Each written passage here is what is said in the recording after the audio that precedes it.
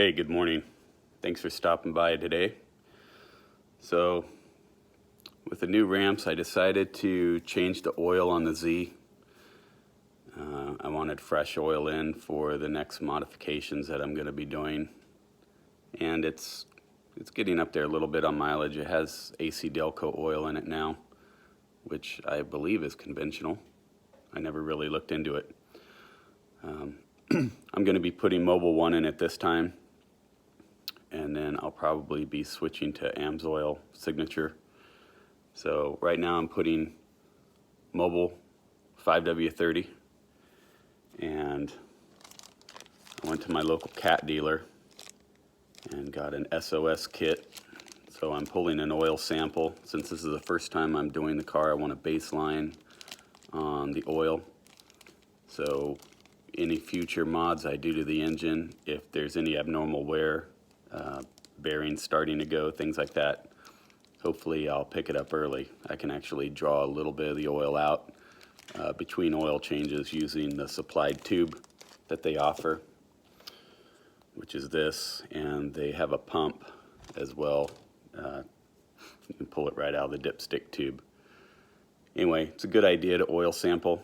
That kit from Caterpillar was $15, and you fill it up, fill out the label, comes with a little mailer, throw it in the mailbox, and they email you the results. They probably hard copy mail them too, I believe they do, because they ask for your address. So this morning I did something else to the car, and I didn't film it. It's called a shift eliminator.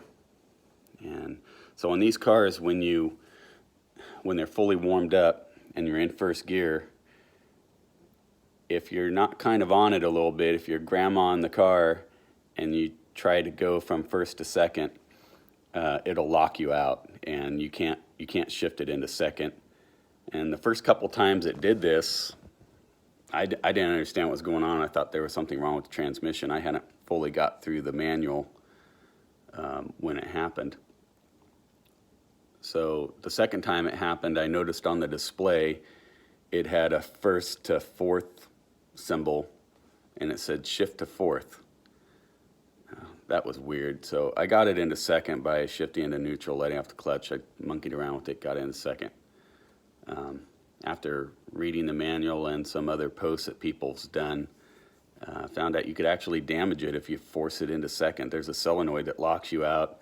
Has something to do with, I don't know, the EPA or whatever, but it's trying to shift you into fourth gear at like 20 miles an hour.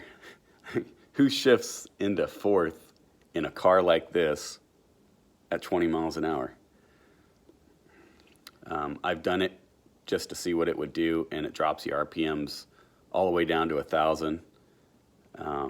So it doesn't lug, but it is definitely the bottom end of where the car wants to be as far as being able to pull out. You know, the supercharger adds a lot of low-end torque, so, and the engine, so it does it, but it's really a useless thing that GM put in, probably to appease the EPA or whatever they had to do. I'm sure they had to do it.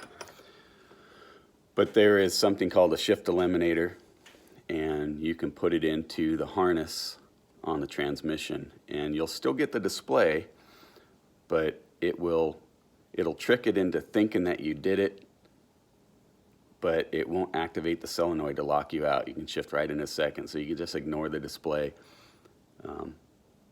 Right now the oil's dumping in the car, so when that's done, I'll try to get the camera up there to get some shots of what it looks like, where it's at.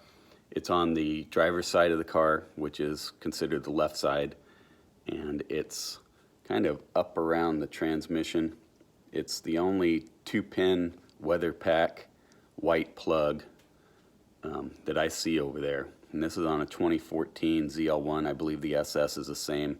Manual transmission only. We're talking manual transmission. So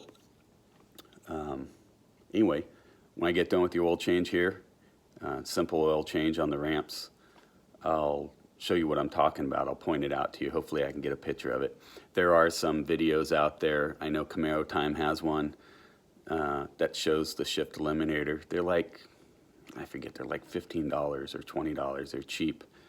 And when you get that and it locks you out a few times, and it's aggravating enough, you just want to do it. But, well, I'll come back in a minute or so when I'm done here and show you what I mean. Stick around. Man, I really need a GoPro one of these days.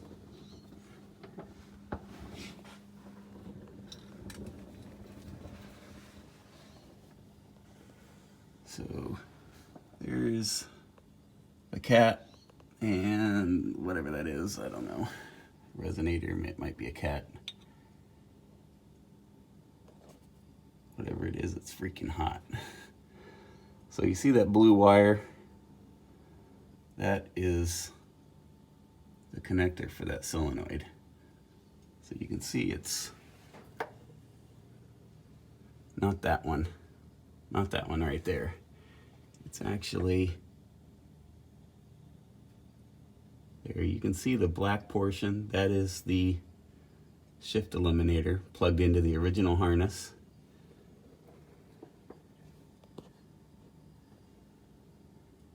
And then you can see it right, it's kind of up there, but right there, just past that black rubber hose, you see the blue going to it. That's the connector going into the solenoid of the transmission. That's what you want to disconnect, and then put the shift eliminator right there. And you can see it's right next to the shielding and insulation. So you can get your hand up there if your hand's not too huge to connect it. I found a small screwdriver to disconnect it up through here. The easiest way to disconnect it. I just put the screwdriver into the little clip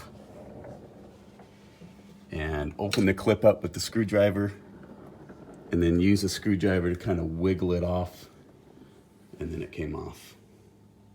So once the connector's off, it's really just a snap to put the shift eliminator on, and then to get the weather pack over to the solenoid on the transmission. And you can really just, once it's lined up, it just pushes right in. It's really easy, but it's worth it. Get one for yours. If you have a manual and you hate that, maybe you don't drive like a grandpa like me, and you never see that. But, well, thanks for stopping by today. I'm glad you did, and come back for more videos. See ya.